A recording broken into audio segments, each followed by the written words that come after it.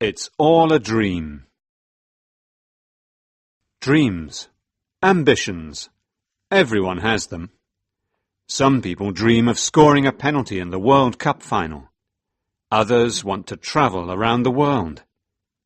Ellie Stevenson dreams of being a singer. Ellie is a normal 17-year-old girl. She lives in a quiet village in the beautiful Yorkshire Dales. She goes to school, has a part-time job in her dad's shop, and enjoys spending time with her best friends, Cassie and Skye. This is the story of Ellie, and how dreams sometimes do come true. Pencils down, please. I quickly try to finish writing one last sentence, but Miss Jones sees me. Ellie Stevenson, the exam is over. Please, miss, another 30 seconds. 5? Humph, she says, and takes my paper. There's nothing I can do now. I hate biology. I want to be a singer. I wanted to study music at A-level.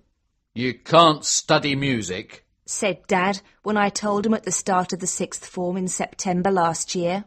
If you want a good career, you need to study science. He's right. The sciences are important, Ellie, agreed Skye. I'm going to study chemistry, biology, physics and maths. Boring. Why don't you study French like me? Suggested Cassie, my other best friend. Mr. Lake, the French teacher, is gorgeous. I never told anyone about my dream after that. Now here I am, trying not to fall asleep as Miss Jones finishes collecting the answer papers after the biology exam. I start to yawn. Oh, I stayed up studying all night. I'm really tired. I close my eyes. I only want to rest for a minute. But soon I'm not in the exam room. I'm on stage in front of thousands of fans, my fans. They are shouting my name. I start to play the guitar and they all cheer. They sing the words to my latest hit. Ellie! Ellie! Miss Jones's angry voice wakes me up. Eh? Sorry? It's time to go home, she says, shaking her head. I'm the only person left in the room. Everyone else has already gone. I was dreaming again. I feel stupid as I pick up my bag and walk towards the exit. Outside it's raining. It's spring, but the sky is grey and miserable. It seems like it will rain forever, and I haven't got an umbrella. Ellie! Ellie! Wait for me. I turn around and see Skye running towards me. The only thing I can see is her wild black curly hair. The rest of her is hidden behind a pile of library books. Skye is one of my best friends, but she is the last person you want to see after an exam. You know the type. When Skye gets a B, she's disappointed. That was so difficult. She starts to ask me what I answered for question 4 when my mobile rings. It's Cassie. Hi, Cassie, I say, glad of the interruption. Can you come to my dad's stables? She asks. She doesn't say, hello, how are you? Typical Cassie. I have to work in my dad's shop this evening. I have to start at 4:30 and it's already 4. Don't worry about that. I've got something much more important to talk to you about. Meet me at the stables in 5 minutes and bring Skye with you. But, I start to say, but she has already hung up. When we get to the stables, Cassie is busy riding one of the horses. She looks elegant in her riding clothes. Her makeup and nails, as usual, are perfect. She finishes one final lap and then climbs down from her handsome black horse. Good, you're here. Now, I've got a surprise for you both. You know my dad asked me what I wanted for a present after studying hard for the exams at the end of the first year. Skye starts to laugh. Cassie has never studied for an exam in her life. Everyone knows that. Everyone except Cassie's dad. Well, here it is. What do you think? She gives us each a piece of paper with a smile. Tickets. There is a silence as we read. Glastonbury Festival? No, it can't be. I read it again, just to be sure. Glastonbury! I can't believe it! I've always wanted to go to Glastonbury, Tickets for Glastonbury are really expensive. says Skye. I can't afford tickets for Glastonbury. Don't worry about that. They're a present from me. Well, from my dad. He's got to go away on a business trip. He's going to see some new horses in Saudi Arabia. I think he feels guilty leaving me for a month. For a moment she looks sad. Her dad is always going away and leaving her at home with the housekeeper. Suddenly I have a horrible thought. Dad, he'll never let me go. The Glastonbury Festival lasts 3 days. My dad worries if I go out for more than 3 hours. What's wrong, Ellie? Asks Cassie. Aren't you happy? I thought you loved music. I do, I say quickly. I do, and of course I want to go. It's just that I feel stupid. I'm 17 years old, but I sound like a baby. I just don't know how I'm going to persuade my dad to let me go, That's a shame, Ellie, says Cassie. You see, on MTV this afternoon they said that another group is going to perform too. But if you don't want to see Murphy play live... Murphy? I ask, my voice shaking. My heart starts to beat loudly. That's what I said. Murphy, the sexiest, most gorgeous man alive. But if you don't want to upset your dad... She tries to take the ticket back. No, I shout quickly, pulling the ticket away from her. I'll be there, Cook him a nice dinner. suggests Cassie. Work extra hours in the shop. Suggests Skye. The shop. I suddenly remember and quickly look at my watch. 4:35. What is it? Asks Cassie. The shop, I say, running towards the door. I'm late for work. I can hear Cassie and Skye laughing as I run out of the stables and into the cold rain. But I don't care, and soon I am laughing too. I'm going to see Murphy. Chapter 2. Lying to Dad. Have you told your dad about Glastonbury yet? Asks Cassie a few weeks later. We are walking Skye's pet dogs through the countryside of the Yorkshire Dales. I love living here. We let the dogs off their lead. They run and start to play in the fields. I feel that nothing could spoil this perfect moment. But then Cassie reminded me that I haven't told Dad about the festival. It's difficult to find the right moment, I try to explain. Cassie looks at me, and I know she doesn't believe me. Honestly, the shop's always busy, and then he was angry with me for failing that biology exam. We put down our blanket. Cassie lies down and starts to read a fashion magazine. Skye takes a chemistry book from her rucksack and starts to study. I lie down too. I thought that Cassie was happy with my explanation, but soon she asks, Why don't you speak to Liz? My stepmother? She's always trying to make you happy. If you ask her, she'll definitely say yes. Then She smiles. your dad can't say no.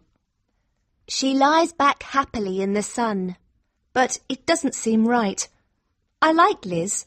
I don't want to cause an argument between her and Dad. When we say goodbye, Cassie says, Promise me you'll tell him. I will, I say.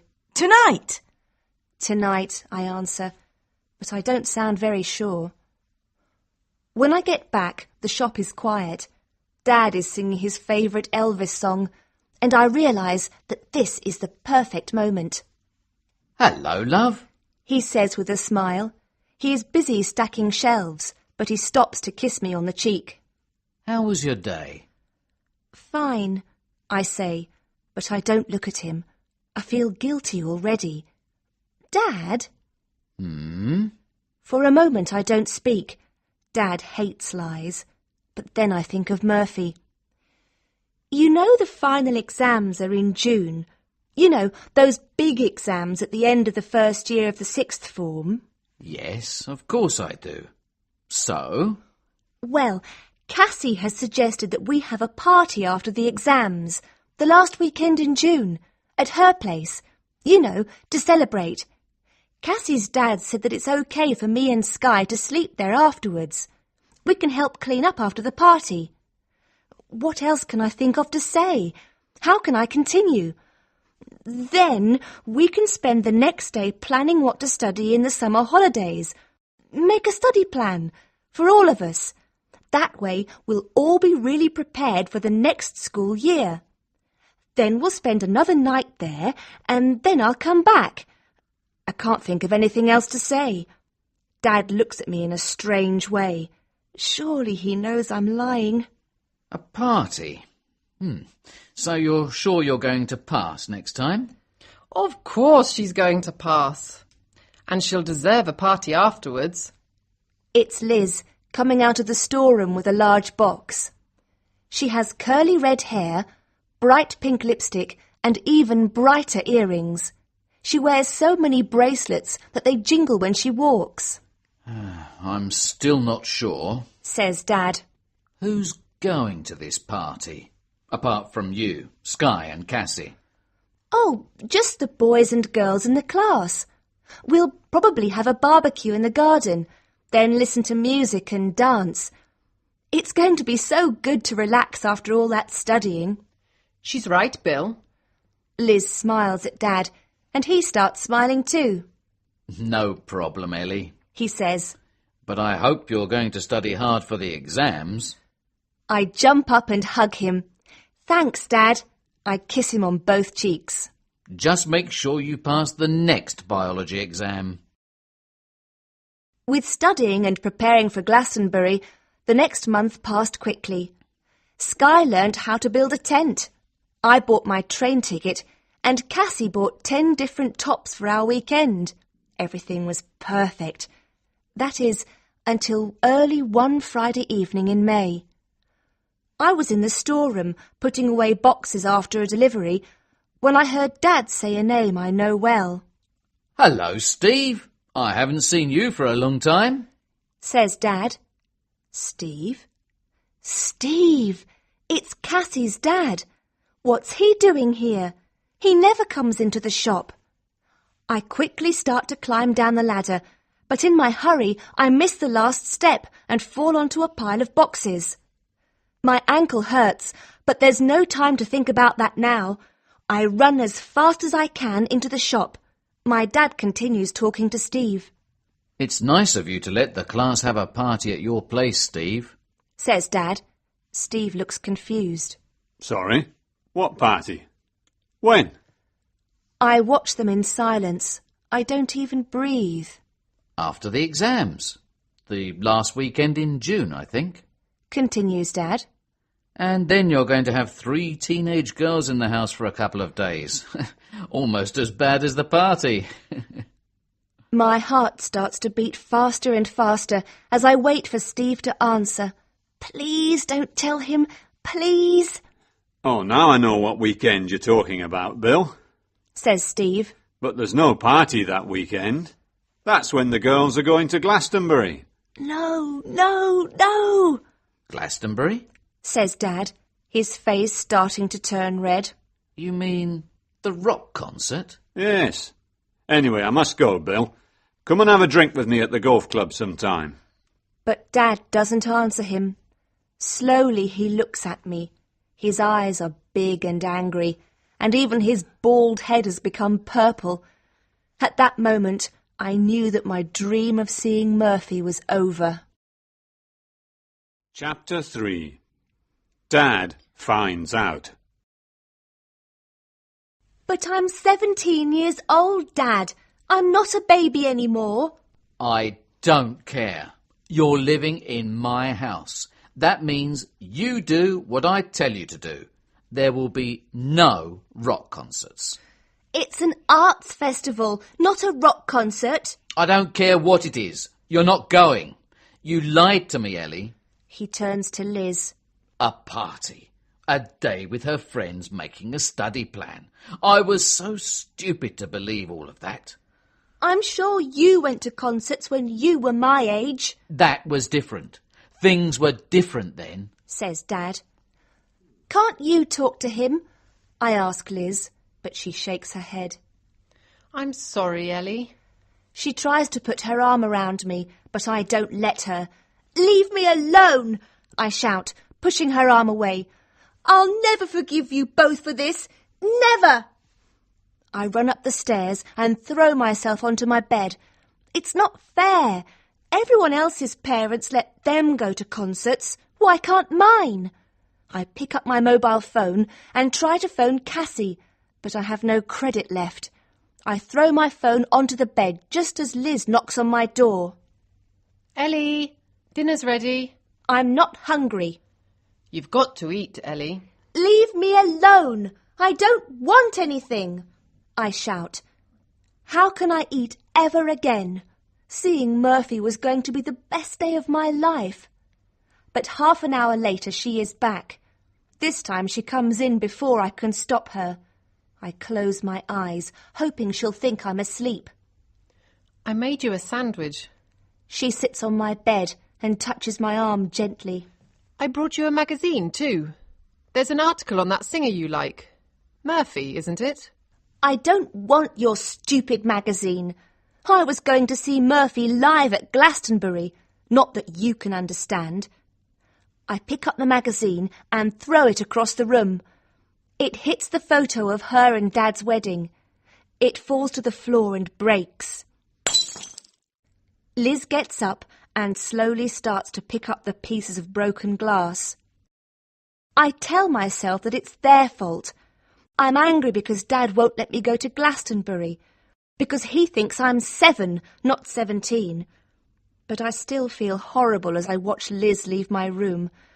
She looks sad, and there are tears in her eyes. When she has gone, I pick up the magazine. On the cover there is a photo of Murphy. The thought of missing Glastonbury makes my stomach hurt, but I still look through the magazine. When I get to the article on Murphy, more tears fill my eyes. But then I read something that makes me stop crying. Do you want to meet Murphy? Would you like to go to Glastonbury, tour backstage and meet the star himself? We are going to make one lucky reader's dream come true. If you can sing, then we want to hear from you. To enter, just send us a tape of you singing your favourite Murphy song to Music Now. Send us your entries by the 10th of May. 10th of May? Oh no! That's Monday. Today's Friday. If I want to enter, I must send my entry tomorrow morning. Suddenly my anger disappears. I feel excited. I know that thousands of people will enter the competition, and I don't have a lot of time to prepare. But could I be the one? Dreams come true for some people, sometimes, don't they? First I have to decide which song to sing. I pick up my MP3 player and finally choose a romantic song. I listen to it twice, but I know that it's the right one. I close my eyes and listen to the words. I forget about Dad and the sadness in Liz's eyes when she picked up the broken photo. I forget about school and the homework I still haven't done. I take a deep breath and press record on my CD player. I pick up the microphone and start to sing. And when I stop 5 minutes later, I know that I can't do any better. All I have to do now is wait. Chapter 4. The Long Wait. The next morning I woke up early. When I went into the kitchen, Liz was cooking breakfast. Dad was reading the newspaper. Normally he says good morning and gives me a kiss on the cheek. Today he didn't even look at me when I sat down at the table. I heard you singing last night, says Liz. She puts a plate of bacon and eggs in front of me and smiles. says Dad, closing his paper and getting up from the table. Liz watches him leave the room and then sits down next to me. Well, She asks, starting to eat her bacon sandwich. did you finish it? Finish what? I ask. The tape, of course. For the competition. She smiles. Give it to me and I'll post it when I go to the supermarket. Just then, Dad comes back into the kitchen. Liz stops talking and we both look up at the same time. For a moment, I worry that he heard everything. Liz looks worried too. But then he picks up his glasses and says, Hurry up and eat your breakfast, Ellie. The windows need cleaning, and then I want you to clean the shelves.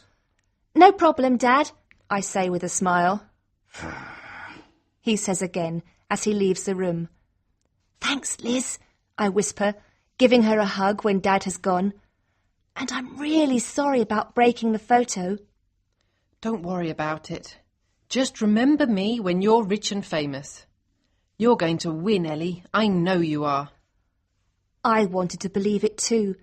It seemed impossible, but all day and for days afterwards, I couldn't think of anything else.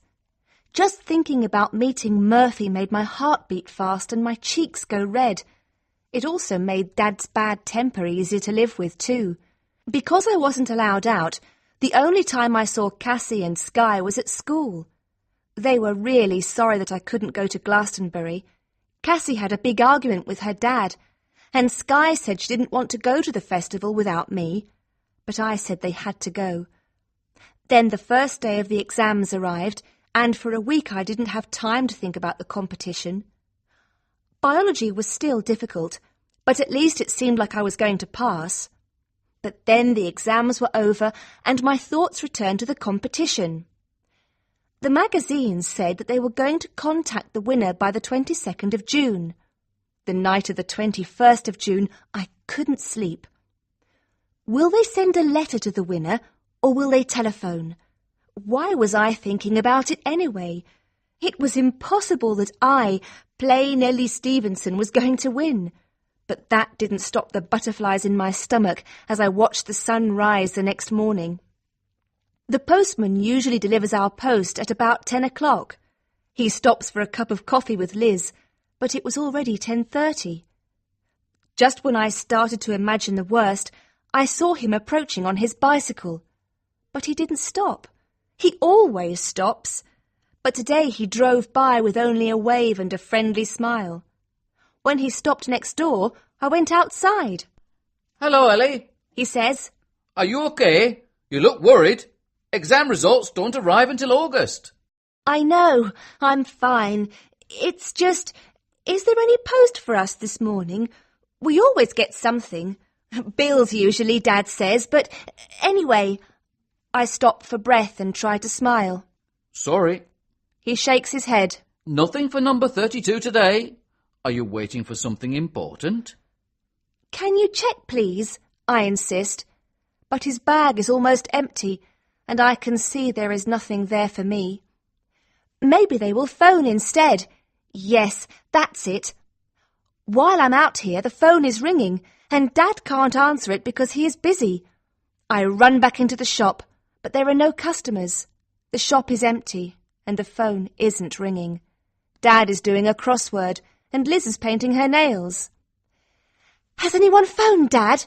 I ask out of breath. No. He says. I look at the clock. 10:55. There's still time. I wait and wait. Lunchtime passes, but still there's no news. I watch the clock, and the minutes go by so slowly, but still the telephone doesn't ring. And then it is 5 o'clock, and I know that my dream is over. I didn't win. I feel stupid for believing even for a second that I could win. Ellie. Ellie. Dad's voice makes me look up. What is wrong with you today? All you've done is look at the clock and be miserable. Peter isn't feeling very well. I need you to deliver the evening newspapers. I don't like delivering newspapers, but I pick up the bag and walk out of the door. My dream is over, broken like the picture of Dad's wedding. I want to be alone. When I get back, it is late. I wanted to talk to Liz, but she has already left for her Italian class. I can't talk to Dad. He didn't even know about the competition, and anyway, he is asleep in front of the television, the unfinished crossword on his knee. I suddenly feel very tired, so I go upstairs to bed. I don't go into the kitchen, so I don't see the note on the door of the fridge. There's a folded piece of paper on the bed, but I don't even open it. I am so tired and unhappy that I throw it angrily into a corner and get into bed. I go to sleep crying. Chapter 5. Ellie's adventure begins. Ellie! Liz shouts, knocking loudly on my bedroom door. Wake up! You're going to be late. I pull the bed covers over my head. What does she want? It's only 6 o'clock. Last night I decided that I was going to stay in bed all day today.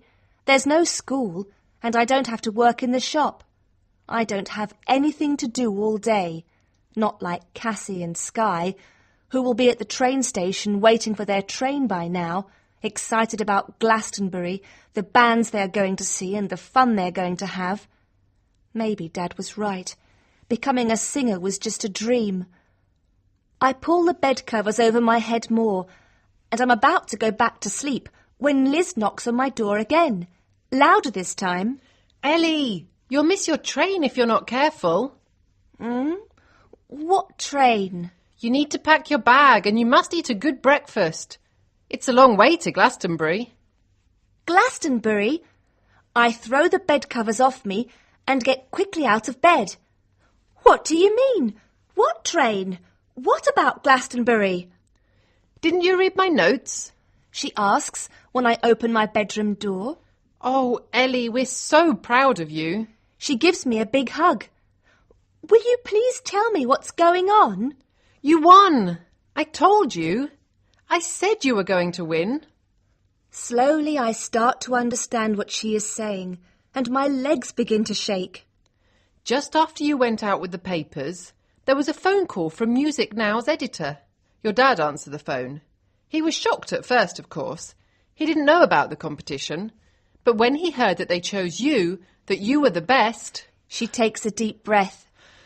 You're going to Glastonbury. You won, Ellie. You won. For a moment, I just stand in silence.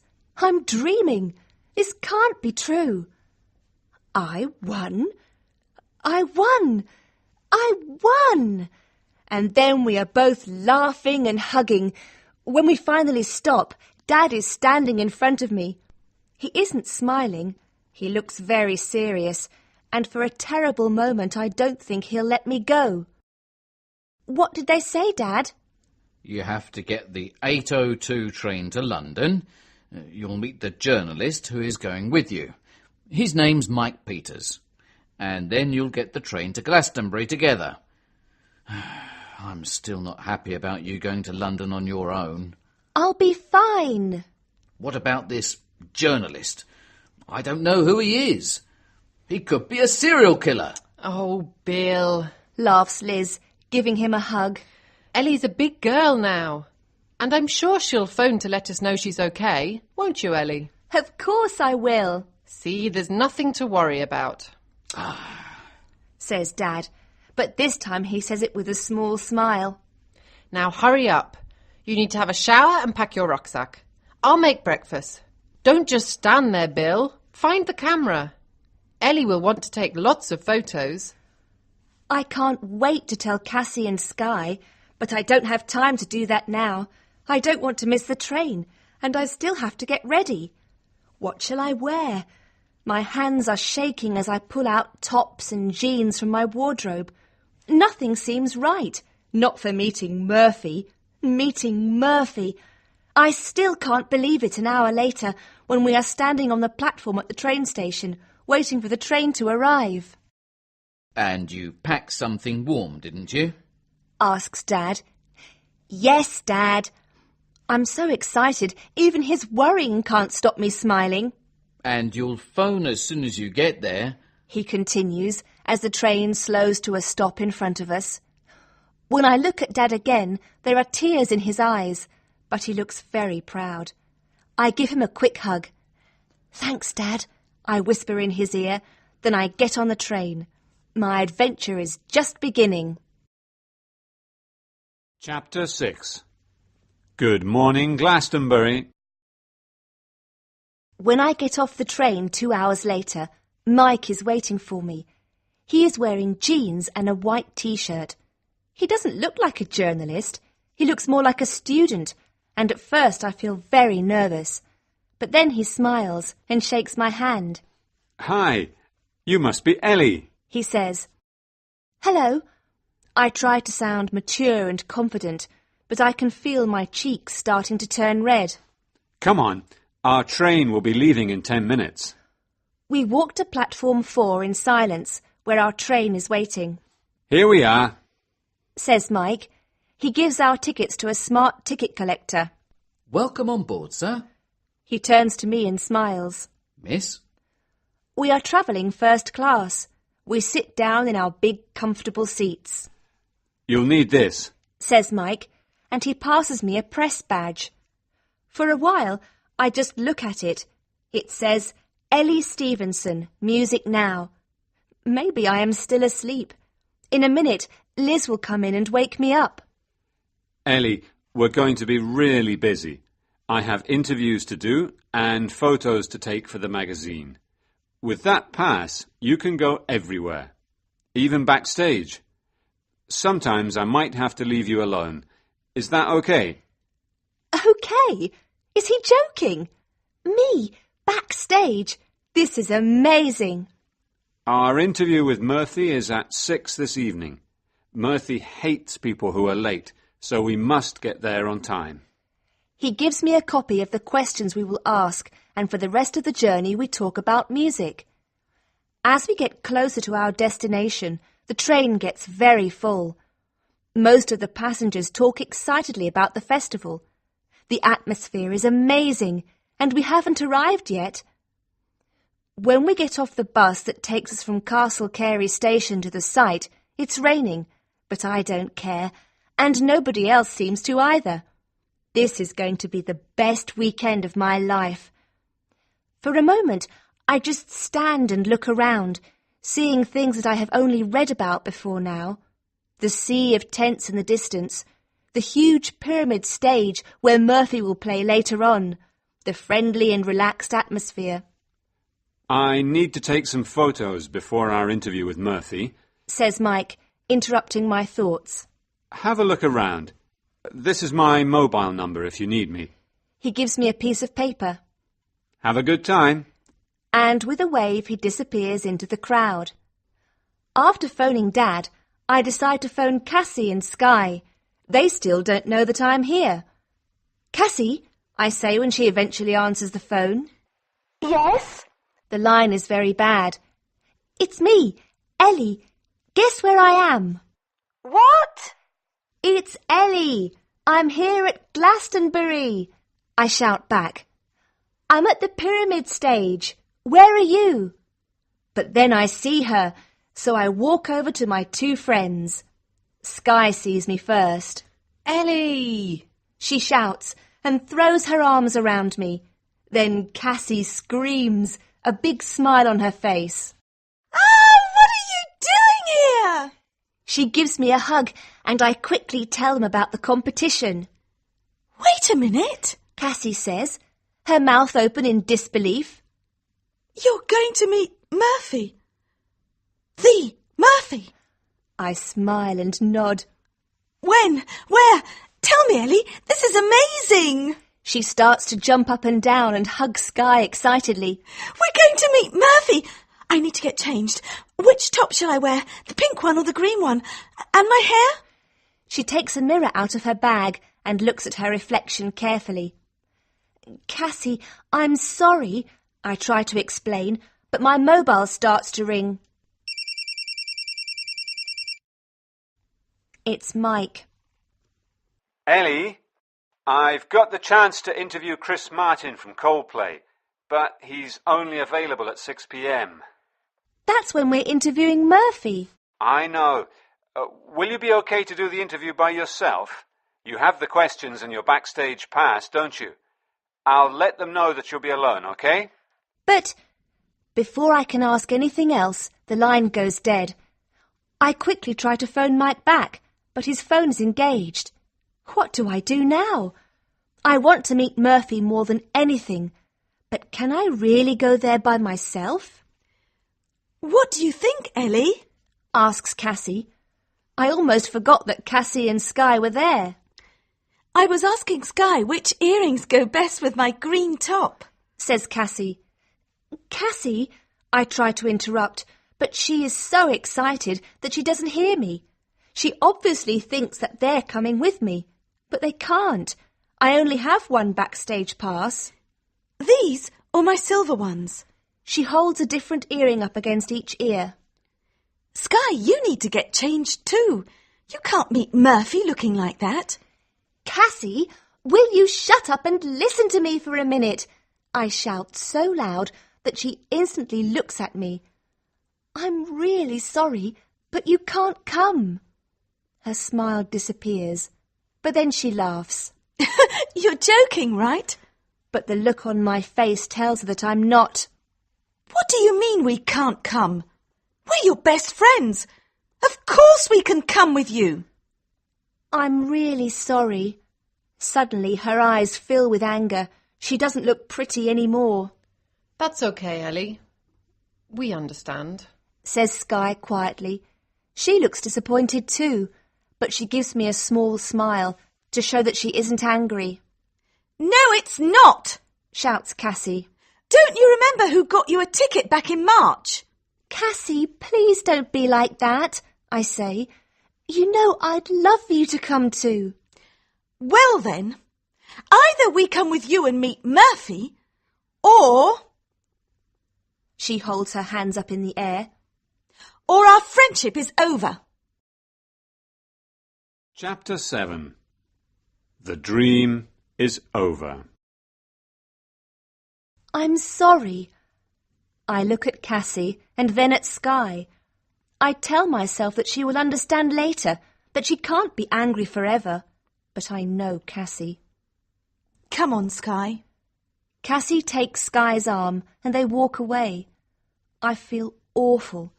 They're my best friends, but I can't miss an opportunity like this. I look at my watch. It's already 5:30. I have half an hour before the interview, but when it gets to 1:45, I still haven't found where I need to be. Mike said that we were to interview Murphy in his van, but there are so many, and they all look the same. Feeling desperate, I try to phone Mike again, but his mobile is switched off. I quickly look at my watch. 6:15. I remember what Mike said. Murphy hates people who are late. Why did I have that stupid argument with Cassie? Why didn't I phone her after the interview? Just when I thought I was never going to find where I needed to be, I see one of Murphy's musicians coming out of one of the vans. I start to run, but then a big, strong arm stops me. You can't come back here, a loud voice says. I look up at the tallest man I have ever seen. He is dressed in black from head to toe. A label on his chest says, Security. It's okay, I say, trying to catch my breath. I'm here to interview Murphy for Music Now magazine. Murphy isn't giving any more interviews today, he says. But I've got my pass. Look. I hold it up to show him. He checks my name against a list he has. You're late. Your interview was at 6. I know. Murphy hates... it when people are late. I know, I interrupt. But please, you have to let me see him. But it's no good. He crosses his arms across his huge chest and stares down at me, and I know he won't change his mind. What am I going to do now? How can I tell Mike that I missed interviewing Murphy because I was arguing with my best friend? I stand there for a moment, and my eyes start to fill with tears. I don't want the security guard to see me cry, so I turn to walk away. Just when I think things can't get any worse, I see Mike coming towards me. Before I can explain what has happened, he says, "I've just spoken to another journalist. Chris, the singer Murphy was going to sing a duet with, hasn't arrived.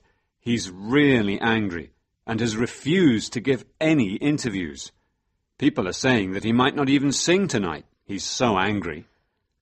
So that means no one at all has interviewed him today, "Exactly," says Mike. Phew, that's a relief, I say quietly. I am relieved that it wasn't my fault, but I really wanted to meet Murphy. I have lied to my dad, and my best friends will probably never speak to me again. For what? Nothing. "Come on, let's go and enjoy the festival," says Mike, trying to sound cheerful. But I feel awful. Is it okay if I stay here for a while? I ask, and try to smile. I'd really like to see the next band, I lie. The truth is that I want to be alone. This was going to be the best weekend of my life. Now it is the worst. "If you're sure," says Mike. "I'll be at the other stage if you want me." He disappears into the crowd. Everyone looks relaxed and happy, and I feel like I'm the only one who is miserable. After a while, I decide to go and find Cassie and Sky. I'll apologise, and hopefully Cassie will forgive me. But just as I'm about to leave, the door to one of the vans opens, and familiar music fills the air. The security man bends his head low and steps out into the rain. He sees me watching. "I told you there were no interviews. You're wasting your time waiting here." That music? I ask. I'm wrong. I must be. The music that's playing inside that van, Murphy loves it. says the security guard. What is it? I mean, do you know who it is? Some girl who won a competition. The magazine sent it to him and he really likes it. So it is true. Suddenly I don't feel sad anymore. I feel excited and happy and proud all at the same time. I step closer to the van, but the security guard stops me. "But you can't go in there, miss." He says. You don't understand, I say. That's me. That's my song. Chapter 8. The dream is just beginning. "What did you say your name was?" Asks the security guard. Ellie Stevenson. I won the competition. I have to make him believe me. For a moment he doesn't move. He looks like he is thinking about what to do. But then he says, "Wait there a minute." and he disappears into the van. After what feels like a year, he eventually comes out. "The boss wants to see you." He says, holding the door open. Murphy wants to see me. Murphy wants to see me. "What are you waiting for?" He says when I don't move. My heart is beating fast and my hands are sweating. I quickly wipe them on my jeans and slowly climb the steps into the van. When I get inside, Murphy is sitting on a sofa, his guitar on his knee. His green eyes are even greener than they look in the magazines. When he looks at me and smiles, I think I will faint. Somehow I don't. A miracle. Ellie, right? I nod. I always hated my name, but the way he says it, it sounds so nice. I really like your voice. Wow, he really likes my voice. I'm really pleased. I mean, that's great. I feel my cheeks starting to turn red. Why do they always do that? Murphy looks up at me and smiles one of his famous big smiles. Do you know the words to Tonight? Tonight? Yes. I can't talk properly anymore. What is happening to me? He picks up his guitar and starts to play. He wants me to sing with him. Now. Calm down, Ellie. Take a big, deep breath. I tell myself to imagine that I am at home, in my bedroom, alone. I am not in the van of my favourite singer, backstage at Glastonbury. Those gorgeous green eyes are not looking at me. I close my eyes and take a deep breath. I'm nervous, but soon I'm in a world where only music exists. There is nothing else. I start to sing, and only when the song is over do I open my eyes, instantly embarrassed once more. Terry! Murphy shouts, and the security man appears. Yes, boss? I've changed my mind. He stands up, takes my hand and leads me outside. Call the band. I'm going on stage. And Ellie's coming with me. What? I can't! There are thousands of people out there! But Murphy doesn't look worried. He holds my hand tighter as we follow the security man towards the pyramid stage. When we get there, Murphy's band is waiting. As they start playing, I turn to Murphy. I have to make him understand that I can't do this. But before I can find the words, they call us onto the stage. The crowd cheers. Everything is so much bigger and louder than I have ever imagined. My heart begins to beat faster than ever, and I'm sure that I'm going to faint. But then the crowd is in front of me. When they see Murphy, the audience goes wild. Good evening, Glastonbury. Are you having a good time? A bigger cheer. I'd like to introduce you to a special friend of mine, a young woman who has an amazing voice and an amazing talent. I want you to make her feel welcome tonight. Everyone, this is Ellie. He turns to me and smiles, and I feel like I'm going to faint. But then the crowd starts to shout, Ellie, Ellie, Ellie, just like in my dream. Then the band starts to play. Murphy takes my hand in his.